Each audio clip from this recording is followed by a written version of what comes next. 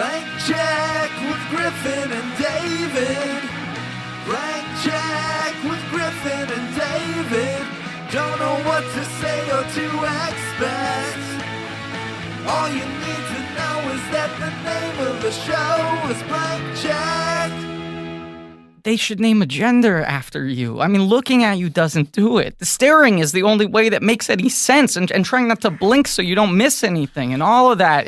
And you're you. I mean, look, forgive me. It's just that you are drop dead, crazy, gorgeous, so much that I'm actually considering looking at you again before we podcast here.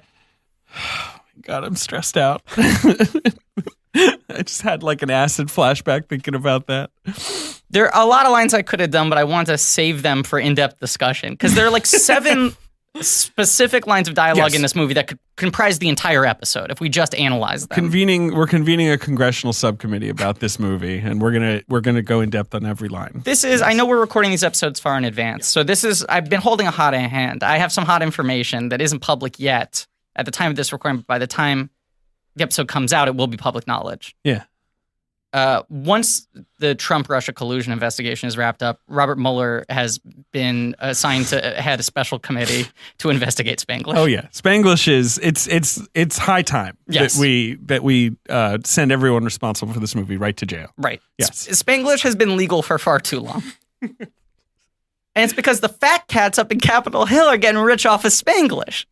It's lying in their pockets, so they're not willing to say a goddamn thing. The fucking Spanglish lobbyists. This movie sold 7 million tickets in the United States. That is the final domestic total? I wanted to look up tickets because I wanted to think about how many people had seen it. Right, 7 million. 7 million tickets. Okay, so that was in theaters, so since the time of its release, it has been seen by 7,000,005 people. Yeah, because Adam Sandler does have it on DVD. Do you know this movie was released on Blu-ray? I was just like, this is 100% a movie that will never be released on Blu-ray. That's like, a format that will never have a complete Weirdly, it was also released on Laserdisc. And fucking UHD 4K Blue. And Betamax. And minidisc? Yeah, it was released on 8 minidiscs. Could you imagine owning Spanglish audio only on Blu-ray? God, I worn that DVD out. Well, John Seale's lush frames aren't popping the way I need them to. I buy our movies on Blu-ray usually, when we're doing a miniseries. Did you buy Spanglish? No. Do you know how much it costs on Amazon? How much? Take a guess, because you've been saying you've been buying them because Blu-rays are so cheap now that it's usually a dollar or two more than renting. Yeah. But you're saying how much would it cost to buy the film and own it forever on Amazon? I believe I checked today and it was $24. So worth it. Okay, great. There we go. Our guest spoke before he was introduced. Now we can start the podcast. Hello, everybody. My name is Griffin Newman. David Sims. It's $22.99 right now. Okay. And that's reduced from $27, so hot. Can you imagine? In stock. Just imagine ordering it and then a robot has to its alarm has to go get it. And someone's like, there's like an old watchman who's like, the Spanglish. The Raiders of the Lost Ark music is playing. Like there's like the robot gets it and like dust sort of like goes everywhere. Somewhere Taleone just like sits up with us. I feel a great disturbance in the force. Madam Secretary, we can shoot back. She's Madam Secretary. I forgot about that. Oh, I love her as Madam Secretary. I do too. Oh man, there's a cast and crew commentary. Sorry, director and crew commentary. Can I tell people what this podcast is? Yes.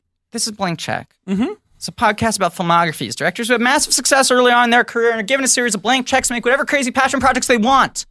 Sometimes those checks clear, and sometimes they bounce, baby. True. And this is a miniseries about the films of James L. Brooks. That's right. Of course, called As Pod as It Casts. No, it's not. Stop doing that bit, you bastard. David thinks it's called Podcast News. Which it is. Which you confirmed to our art guy. The truth is subjective. You're the one who sent the email. I thought you were going to make a fuss. Because I'm a professional. Yeah, Podcast News, people. It's called Podcast News. Yes. What do you think, Richard? I think that's good. I was trying to come up with one for Spanglish, but it doesn't work. Pod list. Podcast list. Our guest today, of course, one of her favorites. Mm-hmm. One of listeners' favorites. One of America's favorites. Yes, who wrote and shot and edited Spanglish. He did. I did. Yeah, it was. I mean, Brooks directed, Yeah. but you did a lot of the other stuff. I was stuck in a kind of a rut with writing my trolls. Yes. So which was, it took me 20 years to write Of that. course, So, Development hell. yeah, Yes. I had put it in turnaround myself. yeah, it was in many turnarounds. So as a side project, I mean, I had this story just kind of rattling around. Well, my and head. this was, to be You had- fair, wait, there's a story in this movie? I No, don't we recall. cut that. We cut that. Okay. to be fair, Spanglish came out of aborted subplots for your trolls. Right, this Right, was... This was Right, like 'cause you cut off a limb and then it turned into its own Yeah. full story. Right, there was a troll made. My trolls, originally the villain was Leone. She is the villain of But this. she was Oh, too fully. frightening for the trolls, right? right, So no. you had to move It her was to a a chi- it was a PG-13 children's movie. movie, Right, exactly, exactly. Yeah. Our guest today, you of course know him best from K-19 The Widowmaker, That's right. Vanilla Sky, True. Lady Lady in the Water. in the Water. I was going to say, Richard, that's sort of like late 90s, early 2000s. That's a Saving Private Ryan as Saving well. Private Ryan. That's like the zone you're in. Oh, for I like us. it. That's yeah, where- exactly. that's where I'm you at. always gravitate right to that. Yeah. So like, doot, doot, Yeah, doot, like doot. me as a teenager or in college. Right. That's where we're at.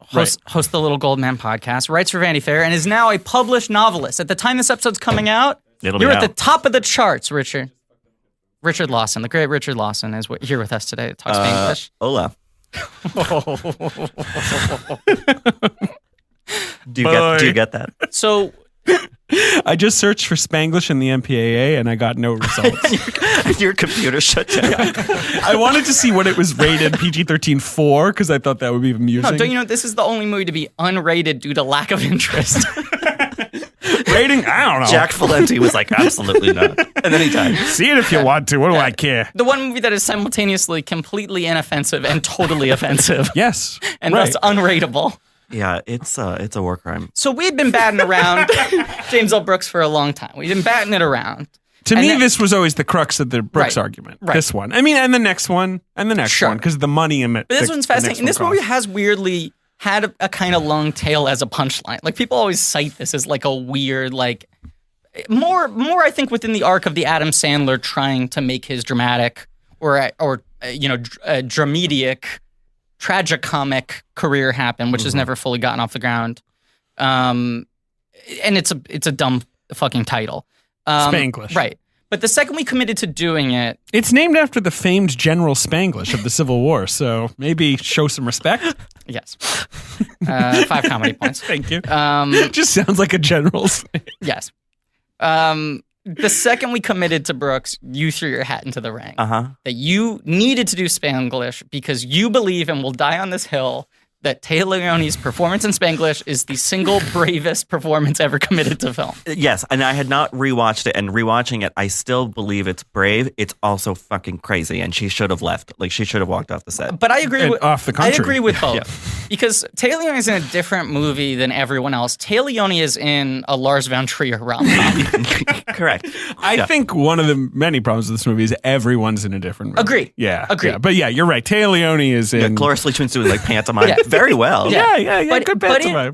there is, people talk about quote unquote brave performances. And especially with actresses, it's usually a dumb fucking It means like handle. They got you, like, naked. You get naked, or you go through a lot of like abuse or Right, something, right. or you declam. They scrubbed off your makeup and you cry a lot. It's yeah. usually kind of like a loaded, weirdly Right. kind of backhanded thing to say like, it's brave What for a you to brave not thing. be, Right, you know. yeah. Right. But this is actually brave because she so fully commits to not trying in any way to endear herself to the audience at all. Like at all. At Right. all. No, and it's a complete immolation of her kind of persona at that time, Right. of her career. It's just like she puts it all on the line. It blows up in her face catastrophically. Yeah, right. Right. You are But, watching like- a career end. Yeah, essentially. But I Yes. I so deeply respect it. Like, absolutely. I've Yeah. always loved Taylor Leone. I've always She's good. She's one of those actresses where I always go like, how did that not ever fully happen? And then you rewatch Spanglish. well, there's this Yeah. weird thing where I think she is incredibly beautiful. Yeah. She's a very good actor. She has unbelievable comedic timing. Yeah. Like she has just incredible like fucking